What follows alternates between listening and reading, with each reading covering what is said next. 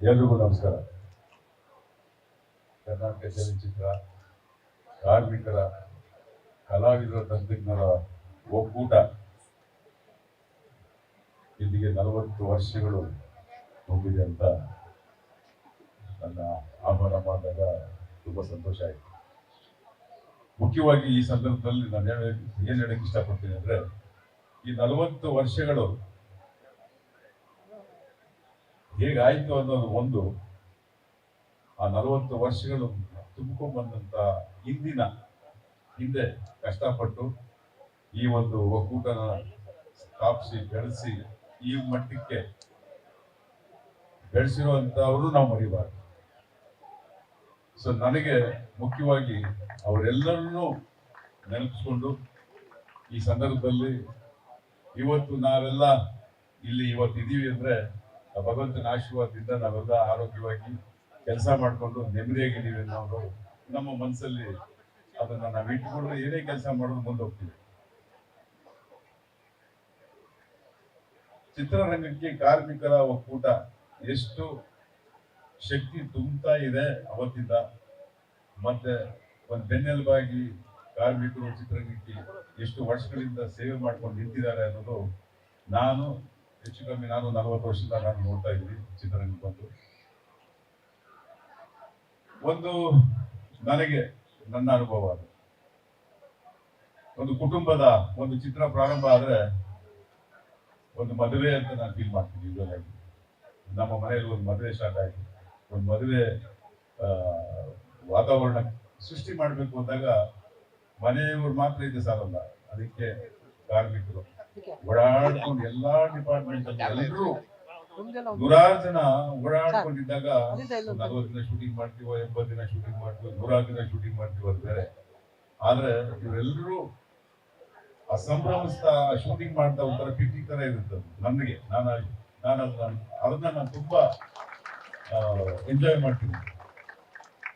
ಊಟ ಕೊಡೋರಿಂದ ಇದ್ದು ಪ್ರತಿಯೊಂದು ಡಿಪಾರ್ಟ್ಮೆಂಟ್ ನನ್ನ ಕೆಲಸ ಅಂತ ಮಾಡ್ಕೊಂಡು ಆ ಚಿತ್ರಾಗ ಬರೀ ಕೆಲಸ ಆಯ್ತು, ನಂದು ಸಂಭಾಯಿಸ್ಕೊಂಡೆ ಹೋದೇನಂದ್ರೆ ಅಪ್ಪ ಈ ಚಿತ್ರ ಯಶಸ್ವಿ ಆಗ್ಬೇಕು, ಈ ಚಿತ್ರ ಯಶಸ್ವಿ ಆದ್ರೆ ಆ ನಿರ್ಮಾಪಕ ಇನ್ನೊಂದು ಚಿತ್ರ ಮಾಡ್ತಾರೆ, ಇನ್ನೊಂದು ಚಿತ್ರ ಮಾಡಿದ್ರೆ ಇನ್ನಷ್ಟು ಕಾರ್ಮಿಕರ ಕೆಲಸ ಸಿಗುತ್ತೆ ಅನ್ನೋ ಭಾವನೆಯಲ್ಲಿ ಎಲ್ಲರೂ ಕೆಲಸ ಮಾಡ್ತಾ ಇವತ್ತವರೆಗೂ ಈ ಒಂದು ಒಕ್ಕೂಟನ ಬೆಳೆಸ್ಕೊಂಡು ಬಂದಿದ್ದೀರಾ.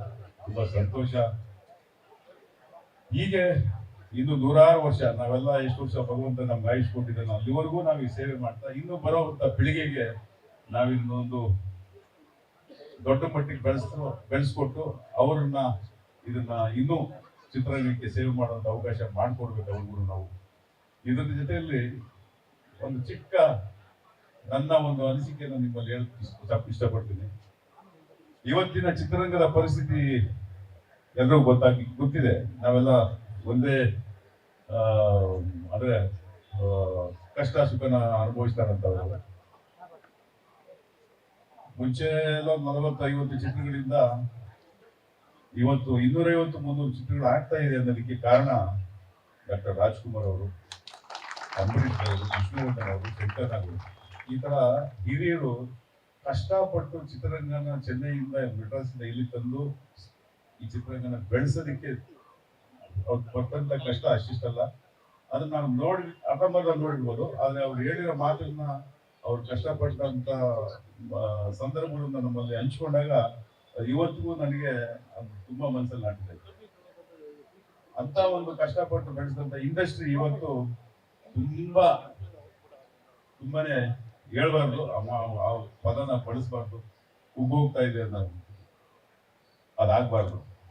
ಅದಾಗದೇ ಇರೋದಕ್ಕೆ ನಾವೆಲ್ಲ ಶಕ್ತಿ ತುಂಬಬೇಕು. ಚಿತ್ರರಂಗ ಕಾರ್ಮಿಕರು, ಮುಖ್ಯವಾಗಿ ಕಲಾವಿದರು ಎಲ್ಲರೂ ಒಗ್ಗಟ್ಟಾಗಿ, ಅಂದ್ರೆ ಆ ಒಂದು ಒಗ್ಗಟ್ಟಾಗಿ ನಾವೇನ್ ಮಾಡ್ಬೇಕು, ಬರೋ ನಿರ್ಮಾಪಕರನ್ನ